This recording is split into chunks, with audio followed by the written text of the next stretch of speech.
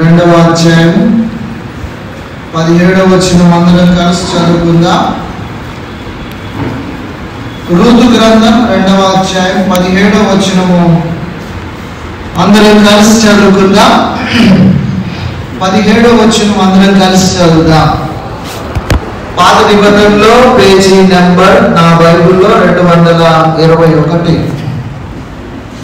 Ruth గ్రంథం 2వ అధ్యాయం 17వ వచనం అందరం కలిసి చదువుదాం. కాబట్టి ఆమె అస్తమయం వరకు అక్షయంగా ఏర్పడుచు తాను ఏర్పడిన దానిని దుండగొట్టగా అది దాదాపు 9 ఆవులాయ. మొదలు కొరింది 11వ అధ్యాయము 28వ వచనం అందరం చదువుదాం. 11:28. కాబట్టి ప్రతి మనుషులు తను తాను పరీక్షించుకోవలను, అలాగే చేసి అరటిని తిని ఆ పాత్రలోనిది. ప్రేమగల తండ్రి, ఈ మధ్యాహ్నం మా మధ్యలో ఉంచబడిన నీ పరిశుద్ధమైన మీ ప్రియ కుమారుని యొక్క ప్రశస్తమైన శరీరము రక్తం కొరకే వందనాలు. అది సాదృశ్యంగా రొట్టె ద్రాక్షరసంగా మా మధ్యలో ఉంచబడుతుండగా ఆ బలలో మేము పరిశుద్ధంగా పాల్పొందినట్టు మాకు సహాయం చేయండి. మేము పాడులోకం, భ్రష్టలోకం, పాపలోకంలో ఉన్నాం, పాప శరీరాకారంలో ఉన్నాం, దుష్టుడైన సాతాను చేత శోధించబడే దినాల్లో ఉన్నాం. అలాంటి మాకు పరిశుద్ధాత్మ యొక్క శక్తి, పరిశుద్ధాత్మ యొక్క నింపుదల, పరిశుద్ధాత్మ యొక్క నడిపింపు క్రింద ఉంచినందుకు స్తోత్రాలు. అలాగే మేము జయశాలులుగా, నమ్మకస్తులుగా మా ప్రభువును గొర్రె పిల్లని మేము ఎల్లప్పుడూ వెంబడించు నిన్ను సేవించినట్లు సహాయపడండి. మరి రూతు గ్రంథ ధ్యానాలు మాకు దీవెనకరంగా చేయండి. కళ్ళములో దుర్లగొట్టబడుతున్న ఆ యొక్క ధాన్యము చెత్త నుండి వేరు చేయబడుతుంది. కాబట్టి మాలో చెత్త వేరు చేయండి, మాలో పనికిరానిది వేరు చేయండి, మాలో నీకు ఇష్టం లేని దాన్ని వేరు చేయండి, ప్రత్యేకపరచండి. మేము ప్రత్యేకమైన వారంగా, లోకానికి దీపస్తంభములుగా, లోకానికి ఉప్పుగా, లోకానికి నీ బిడలంగా కనబరుచుకున్నట్టుకు మాకు సహాయం చేయండి. నీ వర్తమానం మాకు దయచేయండి. మీ దాసుని దేవుడు తాను పంపిన వానికి కొలత లేని ఆత్మ దయచేయండి. కనుక అతను దేవుని మాటలే పలుకును. వాడి స్వరం వినడానికి మాకు సహాయపడు. అటు ఇటు మా హృదయాలు తలంపులు చెదిరిపోకుండా కాపాడండి. మెలడైన స్వరం మాకు వినిపింపచేయండి. నీ శబ్దం విన్నప్పుడు మా హృదయాలు కఠినం చేసుకోకుండా కాపాడండి ప్రభా. అలాగా మేము నీ వాక్యానికి కలిగి కట్టబడి ప్రతిష్ఠిత జనముగా నీ వాక్యపు అంతస్తులో నడుచుకోవడానికి సహాయపడు. ఆ సమయాన్ని వాక్యాశీర్వాదంతో నింపమని యేసు ప్రభు నామములో వేడుకుంటున్నాం తండ్రి. ఆమేన్. మనము ఈ దుర్లగొట్టుట అనే అంశాన్ని జ్ఞాపకం చేసుకొని దాదాపుగా 3 తలంపులు ధ్యానించినాం. కాబట్టి దుర్లగొట్టుట అనేది ఆ యొక్క వేరుపరచబడే అనుభవం. అది రక్షణ పొందిన మనలో చాలా వ్యర్థమైనవి ఉంటాయి కనుక ఆ శరీర సంబంధమైనవి ఉంటాయి, లౌకికమైనవి ఉంటాయి, సైతానీయమైనవి ఉంటాయి. వాటి నుండి మనము క్రమక్రమంగా వేరుపరచబడతా ఉండాలి. కనుక మనం 3 తలంపులు చూస్తున్నాం. మొట్టమొదట దేవుడు చీకటిలో ఉన్న దాన్ని వెలుగును సృజించి వెలుగును వేరుపరిచాడు చీకటి నుండి. రెండవది మూర్ఖులైన ఆ వంకరి తరము నుండి మనల్ని వేరుపరిచి రక్షణ పొందిన జనముగా చేశాడు. మూడవది అన్య జనముల ఆచారముల నుండి మనం వేరుపరచబడ్డాము. ఐగుప్తు ఆచారములు, కానాను దేశపు ఆచారములు మనం వేరుపరచబడ్డాము. ఈనాడు క్రైస్తవులముగా మనం వేరుపరచబడిన జీవితము కలిగి ఉండలేము. మందిరానికి వస్తాం, బలిలో పాలు పొందుతాం, ఆరాధనలు చేస్తాం, ప్రార్థనలు చేస్తాం, కానీ ఆచారాల నుండి వేరుపరచబడలేదు. కాబట్టి రకరకాల ఆచారాలు, పద్ధతులు, వాటి నుండి మనం వేరుపరచబడాలా. అది వాస్తవముగా మంచిదా? అయితే దాని నుండి మనం నేర్చుకోగలిగింది ఏమైనా ఉంటే మంచిదే, నేర్చుకోవచ్చు. అలాగా కాకుండా వ్యర్థమైన వాటిని కలిగి ఉండి ఎవడో చేస్తున్నాడు కదా అని చెప్పేసి మనం కూడా గుడ్డిగా వెళ్ళిపోయే వారంగా ఉండకూడదు. సో అన్ని జనముల ఆచారములు, పద్ధతులు మన జీవితాల్లో ఉండకూడదు. తర్వాత ఇప్పుడు ఇంకొక 2 తలంపులు ఉన్నాయి. కాబట్టి ఈ వారం ఈ 2 తలంపులు చూసి నెక్స్ట్ వారం కూడా ప్రత్యేకంగా దావీదు జీవితంలో దేవుడు ఆ యొక్క వేరుపరిచిన అనుభవాలు, దావీదులో నుండి ఆయనలో ఉన్న వేస్ట్ తీసేసింది ఎలాగా అనేది నెక్స్ట్ వీక్ ప్రభు చిత్తమైతే అది ధ్యానం చేస్తాం. ప్రభు చిత్తమైతే కనుక దాంతో ఈ కళ్ళం యొక్క ధ్యాన భాగాన్ని ముగిస్తాం. సరే, ఇప్పుడు మిగతా 2 విషయాలు ఏంటి అని అంటే, మనము ఈ 3 విషయాల నుండి వేరుపరచబడ్డాం. మొట్టమొదట చీకటి నుండి వేరుపరచబడ్డాం. రెండవది మూర్ఖులైన వంకర జనం నుండి వేరుపరచబడ్డాం. మూడవది అన్ని జనముల ఆచారముల నుండి వేరుపరచబడ్డాం. ఇప్పుడు 4వది చూడండి, 2వ రాజులు 8వ అధ్యాయము, 1 రాజులు 8వ అధ్యాయము 53వ వచనం. 1 రాజులు 8వ అధ్యాయము 53వ వచనము. ప్రభువా యెహోవా, నీవు మా పితరులను ఐగుప్తులో నుండి రప్పించినప్పుడు నీవు నీ దాసుడైన మోషే ద్వారా ప్రమాణమిచ్చినట్లు నీ స్వాస్యమగునట్లుగా లోకమందున్న జనులందరిలో నుండి అది లోకమందున్న జనులందరిలో నుండి వారిని ప్రత్యేకించేవి కదా ప్రార్థన చేస్తా ఉన్నాడు సొలొమోను కదా. ఎలాగా? ఐగుప్తులో నుండి రప్పించి వారు ఎలా ఏమన్నారట? దేవుడైన యెహోవాకు స్వాస్యమగునట్లుగా. ఈనాడు రక్షణ పొందిన నువ్వు నేను ఎవరు అంటే దేవుని స్వాస్యము, దేవుని స్వాస్యమైన ప్రజలము. కాబట్టి దేవుని స్వాస్యమైన ప్రజలముగా మనం ఉండటానికి ఆయన మనల్ని ఏం చేశాడు?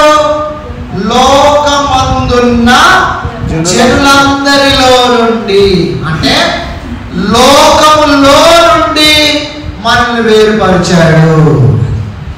సంఘము అంటే అర్థం ఏంటి అంటే గ్రీకు పదము, సంఘం అంటే గ్రీకు పదము ఒకటి ఏంటంటే ఎక్లీషియా అనేది మాట, గ్రీకు పదం అది సంఘానికి అర్థం.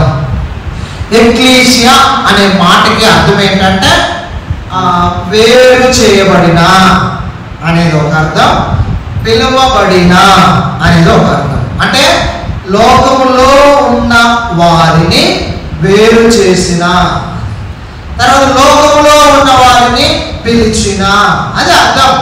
సంఘం అంటే పిలువబడిన వారు, వేరు చేయబడిన వారు. చూడండి ఒక మాట ఈ సందర్భంలో 1 కొరింథీ 1వ అధ్యాయము, 1 కొరింథీ 1వ అధ్యాయంలో అక్కడ అపోస్తలుడైన పౌలు కొరింథీయులకు రాసిన పత్రిక ప్రారంభంలో ఒక అద్భుతమైన మాటను రాస్తాడు ఆయన సంఘాన్ని గురించి. 2వ వచనం చదవండి. కొరింథీలో ఉన్న దేవుని సంఘమునకు అనగా, బాగా గుర్తుపెట్టుకోండి, క్రీస్తు యేసునందు పరిశుద్ధపరచబడిన వారై పరిశుద్ధులుగా ఉండుటకు పిలువబడిన వారికి మనకును ప్రభువుగా ఉన్న మన ప్రభువైన యేసుక్రీస్తు నామమున ప్రతి స్థలములో ప్రార్థించు వారందరికీ. కనుక ఇప్పుడు సంఘం అంటే ఏంటి? అక్కడ కొరింథీలోనున్న దేవుని సంఘమునకు, కొరింథీ పట్టణంలో దేవుని సంఘం ఉంది. అంటే ఈ హైదరాబాద్ పట్టణంలో సంఘం ఉంది. ఎక్కడ? సిపిఎల్ అంబర్పేటలో బేతునియా ప్రార్థనా మందిరంలో సంఘం ఉంది. అది దేవుని సంఘం. వాళ్ళు ఎవరు? అక్కడ రాయబడింది కింద, క్రీస్తు యేసునందు పరిశుద్ధపరచబడిన వారై పరిశుద్ధులుగా ఉండుటకు పిలువబడిన వారికి. కనుక ప్రేమ్ నగర్ లో, ఈ పటేల్ నగర్, సిపిఎల్, అంబర్పేటలో చాలా మంది ఉన్నారు. లోకంలో లోకస్తులు చాలా మంది ఉన్నారు. అయితే దేవుడు ఒక తన దాసులను పంపించి సువార్త ద్వారా, పరిచర్య ద్వారా, కూడికల ద్వారా కొంతమందిని పిలిచాడు ఇక్కడ. కనుక నేను ఆ యేసుక్రీస్తు ప్రభువారు ప్రయాసపడి పాల్పంచున్న సమస్త జనులారా, నా ఎదుగు రండి, నేను మీకు విశ్రాంతి ఇస్తాను. నా ఎదుగు రండి, నేను మీకు పాప క్షమాపణ ఇస్తాను. నా ఎదుగు రండి, నేను మీకు శాంతి ఇస్తాను. నా ఎదుగు రండి, నేను పరలోక సంబంధమైన స్వాస్యంలో మిమ్మల్ని పాల్గొనగా చేస్తాను అని చెప్పి పిలిపిస్తే, అలాగా ఆ పిలుపు అందుకొని ఆ యొక్క బేతనీయగా చేరువచ్చిన వారు ఉన్నారు. ఇప్పుడు వీరు ఎవరు? ప్రత్యేకమైన వేరుపరచబడిన వారు. ఎక్కడి నుంచి వేరుపరచబడ్డారు? లోకములో నుండి వేరుపరచబడ్డారు. అంటే చూడండి, యోహాను సువార్తలోకి వెళ్దాం. యోహాను సువార్త 15వ అధ్యాయము చూడండి. మీరు 19వ వచనం చదవండి. మీరు లోక సంబంధులైన యెడల లోకము తన వారిని స్నేహించును. బాగుంది పెట్టుకోండి. అయితే మీరు లోక సంబంధులు కారు, నేను మిమ్మల్ని లోకములో నుండి ఏర్పరచుకొంటిని. బాగా అర్థమవుతుందా? మీరు లోక సంబంధులు కారు, నేను మిమ్మల్ని లోకములో నుండి ఏర్పరచుకొంటిని. తర్వాత 17వ అధ్యాయము చూడండి, 14వ వచనం. వారికి వాక్యం ఇచ్చి ఉన్నాను, నేను లోక సంబంధిని కానట్టు వారు లోక సంబంధులు కాదు. కనుక లోకం వారిని 16వ వచనం, నేను లోక సంబంధిని కానట్టు. ఇప్పుడు యేసుక్రీస్తు ప్రభు లోక సంబంధ కాదు, ఈ లోక సంబంధి కాదు, నా రాజ్యం ఈ లోక సంబంధమైన కాదన్నాడు. కనుక నేను లోక సంబంధిని కాదన్నాడు, నేను పైన ఉన్నవాడని అంటాడు. కనుక 8వ అధ్యాయంలో కూడా ఉంది చూడండి. యోహాను సువార్త 8వ అధ్యాయము 23వ వచనంలో తన నమ్మని వారితో చెప్తున్నాడు. అప్పుడు ఆయన, మీరు క్రిందవాడు, నేను పై ఉన్నవాడు, మీరు ఈ లోక సంబంధులు. నేను ఈ లోక సంబంధి కాదు. యేసుక్రీస్తు ప్రభువారు ఈ లోక సంబంధి కాదు. కానీ ఈ లోక సంబంధి కాదు. ఆయన ఈ లోకం కోసం రాలేదు. ఆయన లోకంలో ఉన్న, పాపంలో ఉన్న మానవుల్ని పిలిచడానికి వచ్చాడు, ప్రత్యేకపరచడానికి వచ్చినాడు, వారిని ఏర్పరచుకోవడానికి వచ్చినాడు. వారిని ఏర్పరచుకొని పరిశుద్ధపరిచి పరిశుద్ధ సంఘముగా సిద్ధపరుస్తూ వారిని నిత్యత్వానికి సిద్ధపరుస్తా ఉన్నాడు. నేను లోక సంబంధిని కాను. మీరు మనం ఎవరు? లోక సంబంధం నుంచి అంటే మనం లోకంలోనే ఉన్నాము, కానీ లోక సంబంధులము. అర్థమైందా? అంటే ప్రత్యేకించబడిన వారంగా ఉంటాం. ఎట్లా అన్నా, ముక్కు మూసుకొని, చెవులు మూసుకొని, అన్ని మూసుకొని అడవిలోకి వెళ్ళాలా? ప్రత్యేకమైన అంటే అంతేనా? అట్లా కాదు, అక్కడే ఉండాలా, కానీ లోకంలాగా ఉండకూడదు, లోకస్తుల్లాగా ఉండకూడదు, లోకస్తుల్లాగా మాట్లాడకూడదు, లోకస్తుల్లాగా జీవించకూడదు, లోకస్తుల్లాగా గురి కలిగి ఉండకూడదు. కానీ లోకము బైబిల్లో రాయబడింది, ఈ లోక స్నేహము దేవుడితో వైరం. ఎక్కడుంది? యాకోబు 4:4 కదా. కానీ లోకస్తుల్లాగా ఉండకూడదు, మనం లోకస్తుల్లాగా ఉండకూడదు. చూడండి, లోకం తన వారిని స్నేహించునంట. మొదటి యోహాను పత్రిక 4వ అధ్యాయము చదవండి 5వ వచనం, 4వ అధ్యాయం 5వ వచనం. వారు లోక సంబంధులు కనుక లోక సంబంధులైనట్టు మాట్లాడు, లోకం వారి మాట విను. మనం ఎవరమంట? దిస్ ఈస్ అవర్ టెస్టిమనీ కదా. మనం ఎవరము? దేవుని సంబంధులము. అది దేవుని సంబంధులుగా జీవించాలి. మనం లోక సంబంధులుగా జీవించకూడదు. లోకము లోక సంబంధుల మాట వింటది. లోకస్తుల్లాగా లోకస్తుల్ని స్నేహించకూడదు. లోకంతో స్నేహం చేయకూడదు. చాలా మంది లోకంతో స్నేహం చేస్తారు. దేవుడిని నమ్ముకుంటారు, మందిరానికి వస్తారు, ఆరాధనకు వస్తారు. ఎక్కువ బాగా లోకంతో స్నేహం చేస్తారు. ఆ కారణాన్ని బట్టి వాళ్ళు సరైన ఆత్మీయ జీవితాన్ని కలిగి ఉండలేరు, ఆశీర్వాదకరమైన జీవితాన్ని కలిగి ఉండలేరు, మాదిరికరమైన జీవితాన్ని కలిగి ఉండలేరు. చాలా మంది క్రైస్తవులు అబ్బో హాయ్ బ్రోనా చాలాసేపు కూర్చోబెడతారట కదా. మరి లోకంలో కూర్చోబట్టే చాలాసేపు కూర్చుంటావే, 3 గంటల సినిమా థియేటర్లో కూర్చుంటావే, ముచ్చట్లాడటానికి ఆ పార్కులో కూర్చుంటావే, తిండి తినడానికి, ఇష్టంలో లోకంలో తినడానికి చాలాసేపు కూర్చోడానికి. అప్పుడు చాలాసేపు అవునా? దేవుని సన్నిధిలో కూర్చొని గడపడానికి చాలాసేపు కావాలా? మన ఆయన అట్లా ఉన్నాడు. ఏదో ఎక్కడికో వెళ్తే ఆయన చేతులు వెళ్తే అని చెప్తున్నాడు. ఆయన వచ్చి మెసేజ్ అంతా అయిపోయిన తర్వాత పొగుడుతున్నాడు. మెసేజ్ పొగుడుతా నాతో అంటున్నాడు, బ్రదర్ షార్ట్ అండ్ స్వీట్ గా చెప్పారు అన్నాడు. ముందు నీకు తాకిందా అన్నా నేను. షార్ట్ అండ్ స్వీట్ పక్కన పెట్టాడు కదా, ముందు నీలో మాట కలిగిందా అది కావాలా అంటే లేదా ఏదో చెప్తున్నాడు. బ్రదర్ మా ఫ్రెండ్ ఎప్రోను, ఆయనని బట్టి నేను ఎక్కడికి వచ్చాను. ఎప్రోన్ అంటే ఎక్కువసేపు కూర్చోబెడతారు కదా బ్రదర్ అంటే మరి సినిమా థియేటర్లో ఎక్కువసేపు కూర్చోవా? పెళ్లికి వచ్చినప్పుడు ఎక్కువసేపు కూర్చోవా? లేకపోతే ఇంకెక్కడికి వెళ్ళినప్పుడు ఎక్కువసేపు కూర్చోవా? లేకపోతే తిండి తినడానికి వెళ్ళినప్పుడు ఎక్కువసేపు కూర్చోవా? అంటే మధురలో కూర్చొచ్చినప్పుడు ఎంతసేపు మా అయితే 10 నుంచి 2 గంటలు కూర్చుంటామేమో కదా. మళ్ళీ భోజన ఆఫర్ పెట్టాము మేము, భోజన సదుపాయం కదా. నీకేది కావాలి? నీకు దేవుని దగ్గర కూర్చోడానికి నీకు ఇసుక, దేవునితో ఉండడానికి నీకు ఇసుక, దేవుని ఆరాధన చేయడానికి నీకు ఆ యొక్క రసనమా, దేవుని సన్నిధిలో వాక్యం వినడానికి నీకు బాగా, లోకంలో గడపడానికి నీకు ఇష్టం ఉందా? లోక స్నేహము దేవునితో. లోకం అంటే ఏంటి అర్థం? లోక సంబంధుల లోకం అంటే అర్థం ఏంటి? మీరు లోకమునైనను లోకములో ఉన్న వాటినైనను ప్రేమింపకుడి.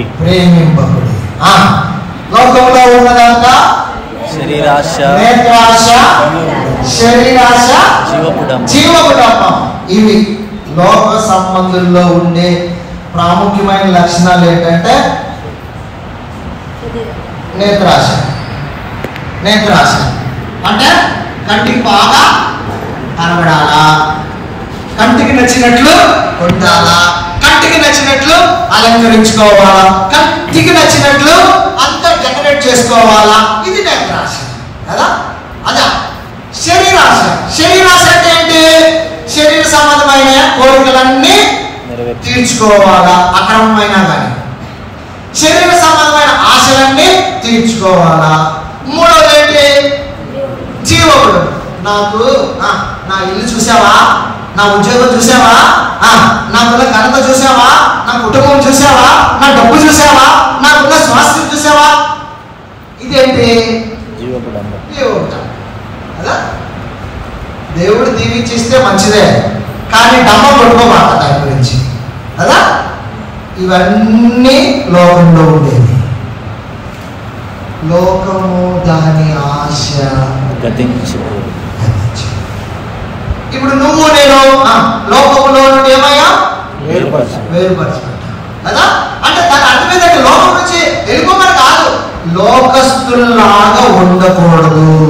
అది లోకస్తుల్లాగా వేషధారణ చేసుకోవాలండి, లోకస్తుల్లాగా డ్రెస్ చేసుకోవాలండి, లోకస్తుల్లాగా తల్లుకోవాలండి, లోకస్తుల్లాగా కనుబొమ్మలు కట్టించుకోవాలండి, లోకస్తుల్లాగా జీవించవాలండి. దేవుని బిడ్డలు ఎలా అవుతారు? నువ్వు ఈనాడు విచారమైన విషయం ఏంటంటే దేవుని బిడ్డలే, క్రైస్తవులే, బాప్తిసం తీసుకున్న వాళ్ళే వేషధారణ అంతా లోకానికి ఏ మాత్రం ఆ యొక్క వేరుగా లేదు.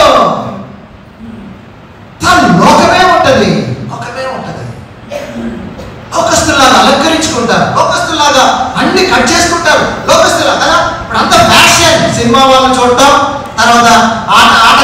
చూడటం, వాడు ఎలా కట్ చేసుకుంటే అలా కట్ చేసుకోవడం కదా. జుట్టుని కత్తిరించుకున్నప్పుడు గీతలు గీతలు పెడతా ఉన్నారు ఇప్పుడు కదా. బొచ్చులా కత్తిరించుకున్నారు, మాకు అంతా చెట్టులా కదా, పక్కనంతా సైడ్ కట్ చేసుకొని పైన చెట్టులా పెట్టుకుంటున్నారు. ఏంటిది? క్రైస్తవులేనా అసలు ఇది? క్రైస్తవ పద్ధతేనా ఇది? క్రైస్తవ వేస్తారు. కొంతమంది కనుమములు ఆయన చేయించుకుంటారు, కొంతమంది అన్ని రంగులే కదా. ఫేషియల్స్ అంట, గోల్డ్ ఫేషియల్స్ అంట, సిల్వర్ ఫేషియల్. అవసరమా? ప్రార్థన చేసుకో, నీ ముఖం ఎంత సౌందర్యంగా ఉంటుందో. నువ్వు ఒక అరగంట ప్రార్థన చేసుకో, నీ ముఖము నువ్వు కలర్ నల్లగా ఉన్నా కూడా నీ ముఖం ఎంత సౌందర్యంగా ఉంటుందంటే అంత సౌందర్యంగా ఉంటుంది. నువ్వు 1 కిలో మందం గోల్డ్ కలర్ ఫేషియల్ వేసుకున్నా కూడా సాయంత్రానికి నీ ముఖం అంతా పడిపోయింది. కరెక్టా కాదా? గురువుగా చూస్తున్నారు. మా గురించి ఏం చెప్తున్నాను, మీ గురించి ఏం చెప్పేది. దేవుని పేరు పెట్టుకొని దేవునికి అవమానం తీసుకురావాలి. ప్రార్థన చేసుకో, వాక్యం చదువుకో, నీ ముఖం ఎంత గ్లో ఉంటుందో గమనించుకో. ఒకసారి ఒక్క అరగంట నీ హృదయాన్ని పరుచుకొని దేవుని దగ్గరికి వెళ్ళి ప్రార్థన చేసుకో, దేవుని సన్నిధిలో గడుపు. నీ ముఖంలో కళ ఉంటుంది. పౌడర్ ఏం వేసుకోవాల్సిన అవసరం లేదు, ఫేర్ అండ్ లవ్లీ కూడా పూసుకోవాలి. అరగంట ప్రార్థన చేసుకో, నీ ముఖం ఎంత సౌందర్యంగా ఉంటుందంటే అంత సౌందర్యం ఉంటుంది. దానియేలు, షడ్రక్, మెషక్ వాళ్ళ ముఖాలు ఎలా ఉన్నాయి? కళగాను సౌందర్యంగా ఉంది. మోసే ముఖం ఎలా ఉంది? ప్రకాశించుచూ వచ్చింది కదా. ఎక్కడ ఎందుకు ప్రకాశించింది? దేవుడి సన్నిధిలోకి వెళ్ళాడు ఆయన, దేవుడి సన్నిధిలో గడిపాడు ఆయన. దేవుడి సన్నిధిలో గడిపే కొద్ది దేవుడిలో ఉన్న వెలుగు, దేవుడి యొక్క వెలుగు, దేవుడి యొక్క ప్రభావం, దేవుడి యొక్క శక్తి మోసలో రిఫ్లెక్ట్ అవుతా ఉంది కదా. నిన్న బ్రదర్ చెప్తా ఉన్నాడు ఎప్పుడు యూత్ మీటింగ్ లో. ఆయన చెప్తున్నాడు, ఏం చెప్తున్నాడు అంటే ఏం పేరు, ఆయన పేరు చంద్రబాబు కదా, అమెరికా నుంచి వచ్చినాడు ఆయన. చంద్రబాబు చెప్తున్నాడు, ఏం చెప్తున్నాడు? క్రైస్తవులు ఆయన ఆటలాడుకోవడానికి పోయాడట. ఆటలాడుతూ ఉంటే క్రైస్తవుడు ముందు చెప్తున్నాడట. వాడు పక్కన ఇంకొకడు హిందువుడు ఉండి, రే నువ్వు ఇట్లా మాట్లాడకూడదురా అన్నాడట. హిందువుడు క్రైస్తవుడిని నువ్వు ఇట్లా మాట్లాడకూడదురా అంటున్నాడు. అంటే హిందువుడికి ఏమర్థమైంది? క్రైస్తవుడు బూతులు మాట్లాడరు. లోకం ఎంత అబ్జర్వ్ చేస్తుందో చూడండి. లోకం నిన్ను అబ్జర్వ్ చేసేటప్పుడు క్రీస్తు నీలో కనబడగలుగుతున్నాడా? లోకం కనబడుతుందా? అదేనా? మనలో ఉండే దేవుడు లోకానికి కనబడాలా? టెలిస్కోప్, మైక్రోస్కోప్ తెలుసా? ఏంది మైక్రోస్కోప్ అంటే? మైక్రోస్కోప్ అంటే ఏంది? చిన్న చిన్నవి కంటికి కనబడనివి మైక్రోస్కోప్ లో కనబడతాయి కదా. టెలిస్కోప్ అంటే ఏంటి? దూరం. దేవుడు ఎక్కడున్నాడు? దూరం. లోకానికి కనబడతారా? కనబడు. మరి ఎలా కనబడతాడు లోకానికి? ఎలా కనబడతాడు లోకానికి? మనలో. అది మన ద్వారా మనం చూసినప్పుడు లోకం ఈయన ఈమె దేవుడు పెట్టండి. ముఖం చెప్తుంది, ముఖం కదా. లోకస్తుల్లా ఉండొద్దు. లోకములో నుండి మనం ఏమయ్యాం? వేరే నీట్గా ఉంది, క్లీన్గా ఉంది, అంతే. ఓవర్గా ఉండదు. Anything too much is bad. Over చేసుకోవద్దు, బాగా కనపడాలి. లోకస్తుల్లాగా ఉండదు. లోకము దాని ఆశ. లోకం అంతా ఏంటంటే కొట్టుకొని పోయేది ఒక రోజు. లోకం కనబడేదంట, కంటికి కనబడేదంతా అలా కొట్టుకొని పోదు. దృశ్యమైనవి చెప్పండి శాశ్వతమా? మరి 2 కొరింథీ 4 చివరి వచనం చదవండి. 2 కొరింథీ 4 చివరి వచనం చదవండి త్వరగా. 2 కొరింథీ 4 చివరి వచనం.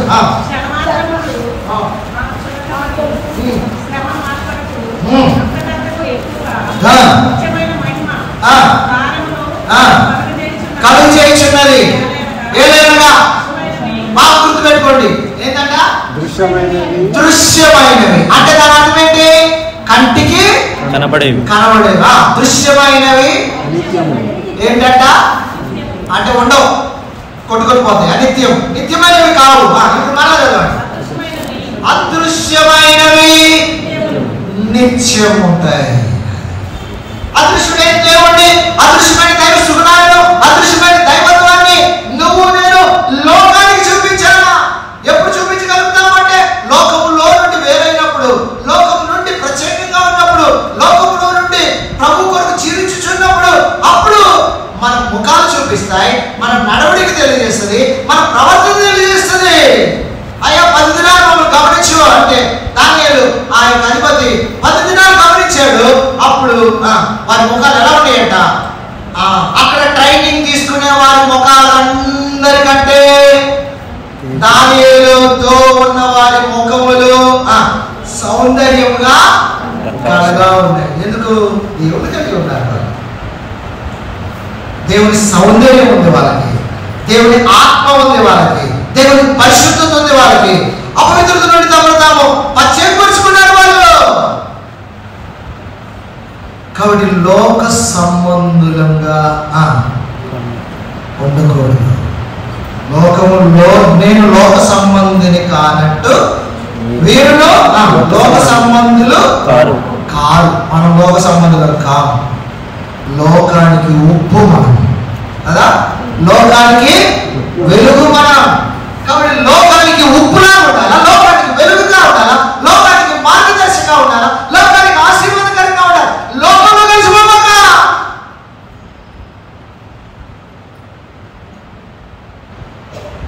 లోతు ఉన్నాడు, అబ్రాహాము ఉన్నాడు.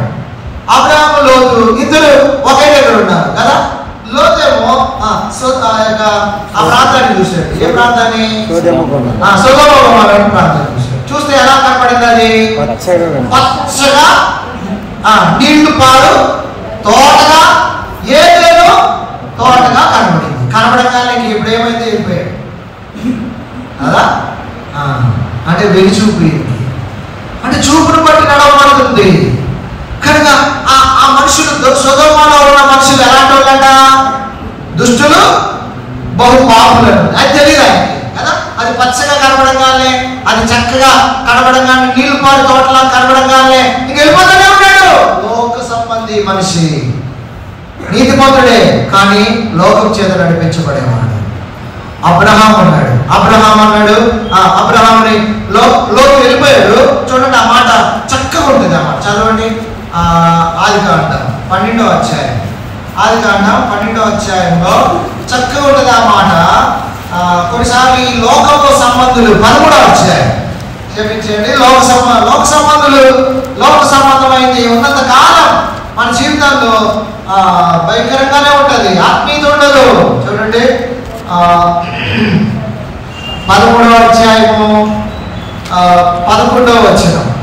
కాబట్టి లోతు తన యోర్దాను ప్రాంతమంతటిని ఏర్పరచుకొని తూర్పుగా ప్రయాణం చేసెను. అట్లు వారు ఒకరినొకరు వేరైపోయిరి. అది లోతేమో ఎక్కడికి పోయాడు? ఎక్కడికి పోయాడు? సొదొమ గొమొర్రా. అంటే దాని అర్థం ఏంటి? సొదొమ మనుషులు దుష్టులు, యెహోవా దృష్టికి. ఇప్పుడు లోతు ఎక్కడికి పోయాడు? దుష్టుల దగ్గరికి, పాపల దగ్గరికి పోయాడు. పాపంలా కూడా కనపడిందా? కనపడలే. కానీ కంటి చూపుకి అదంతా కనపడంగానే చక్కగా వెళ్ళిపోయాడు. అయితే 14వ వచనంలో చూడండి. లోతు అబ్రాహామును విడిచిపోయిన తర్వాత ఇదిగో నీ కనులెత్తి దేవుడు చెప్తున్నాడు కదా. 11వ వచనంలో వారు ఒకరినొకరు వేరైపోయింది. లోకంతో వేరైన అనుభవం ఉందా? లోక సంబంధమైన ఇచ్చులకి, దురాశలకి వేరైపోయిన అనుభవం ఉందా? లోకానికి సిలువ వేయబడిన అనుభవం ఉందా? అపోస్తలుడైన పౌలు గలతీయులకు రాసిన పత్రిక 6వ అధ్యాయంలో ఆయన అంటాడు, లోకానికి నేను, నాకు లోకము ఏమైంది? సిలువ వేయబడింది. ఇంక నేను లోక సంబంధిని కాను. నేను దేవుడి సంబంధుడిని, నేను దేవుడి బిడ్డను, పరిశుద్ధుడిని. నేను ప్రభు నేను పరిశుద్ధుల స్వాస్థ్యంలో పాలుగారం చేశాను. ప్రభు కొరకు జీవించాలి. నీకు నేను ప్రార్థన చేయాలా, నేను వాక్యం చదవాలా, దేవుడి సన్నిధిలో నమ్మకంగా జీవించాలా. నేను లోకానికి ఉప్పుగా ఉండాలి, నేను లోకానికి వెలుగుగా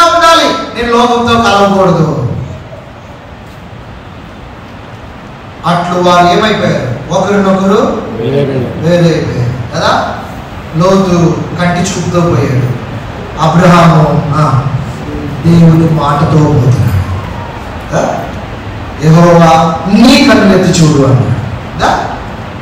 ఆయన కన్నులతో ఆయన చూసుకున్నాడు, పోయాడు. మొత్తం పాడైంది. ఏం లేదానికి ఆయన యెహోవా అబ్రహాం కలిగినదంతటిని ఏం చేశాడు? ఆశీర్వదించాడు. లోకములో లోక సంబంధిగా ఉండమాక.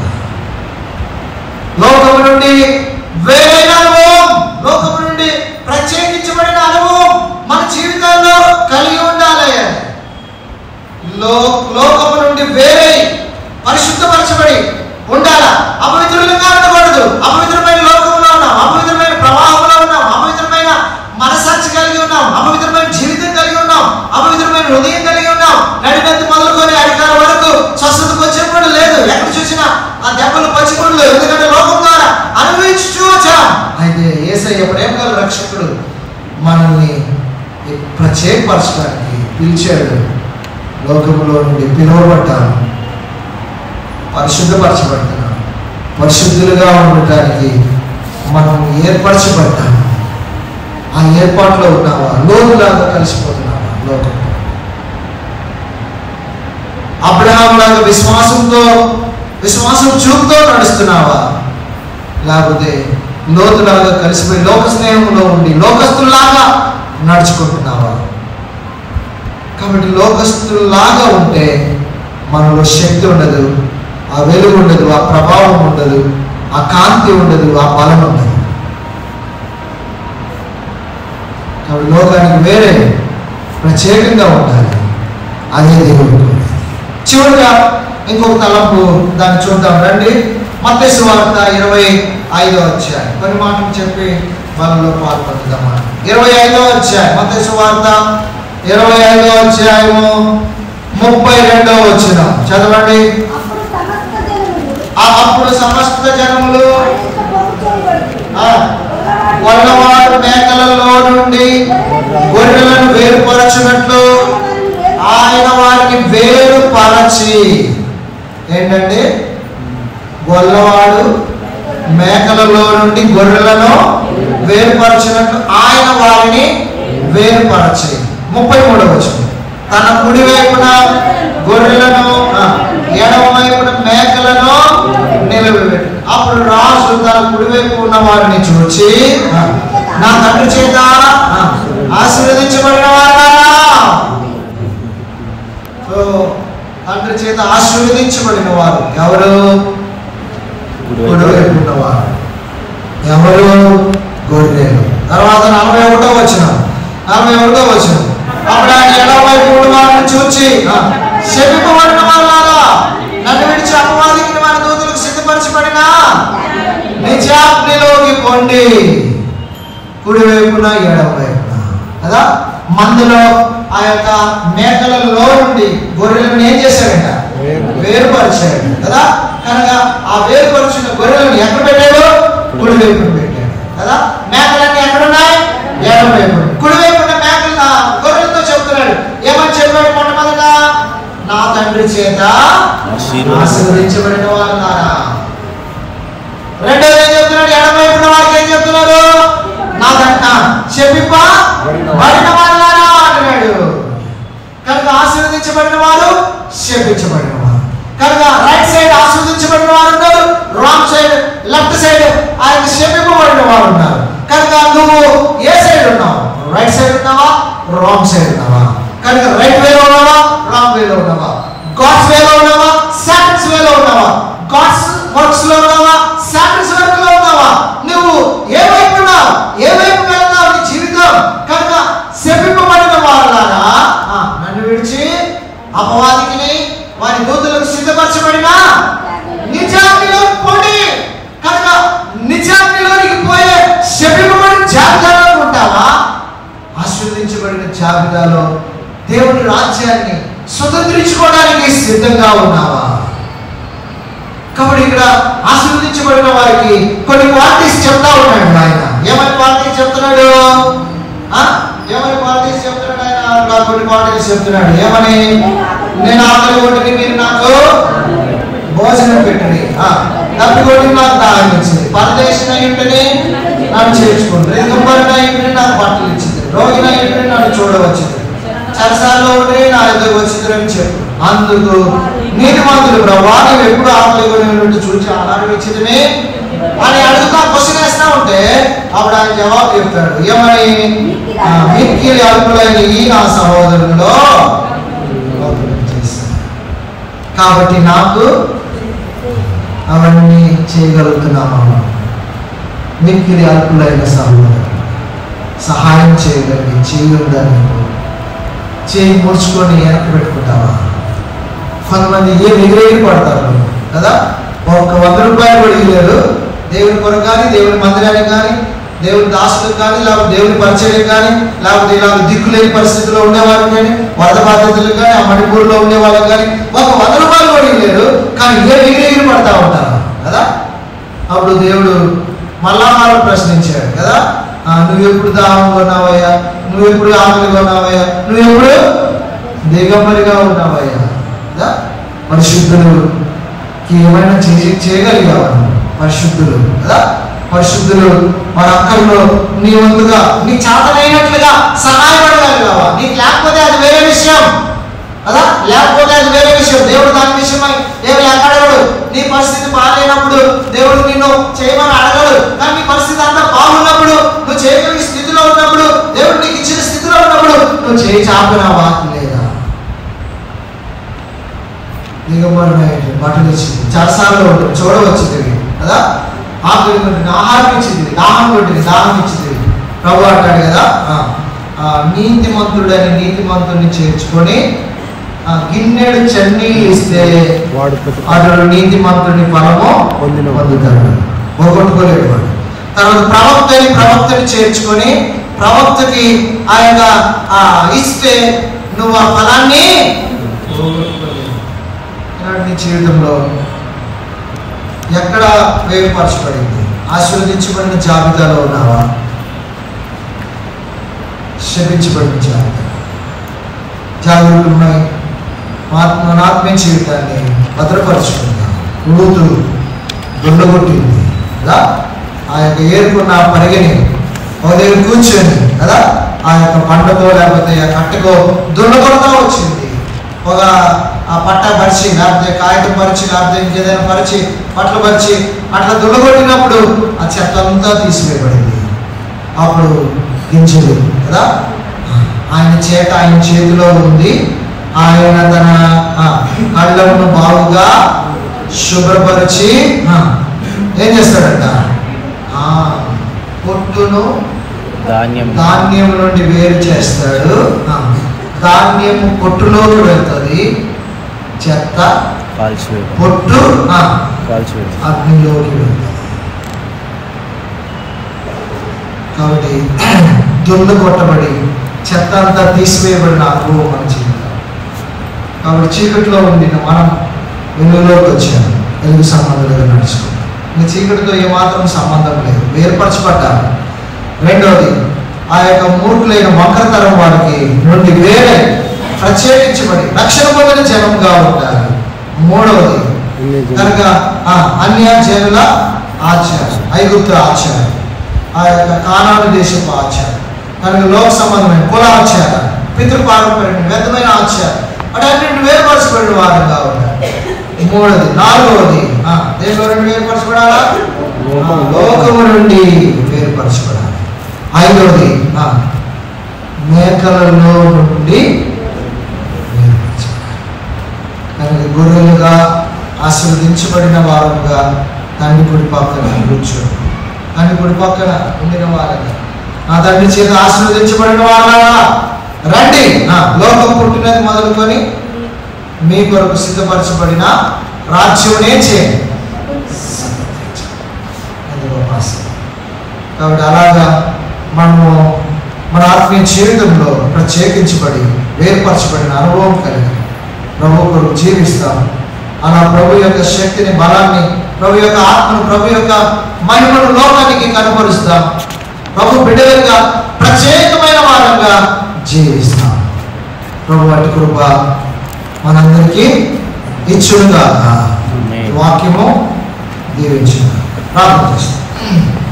ప్రార్థన చేస్తాము. మోకరించండి. ఒక నిమిషము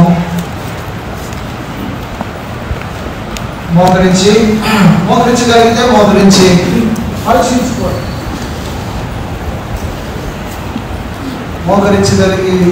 మోకరించగలిగి పరీక్షించు. ప్రభు అన్నది అది పరీక్షించుకొని పాలు పొందాలి. ప్రభు శరీరం అని వివేచింపక తిని త్రాడు వాడు శిక్ష విధించుడు.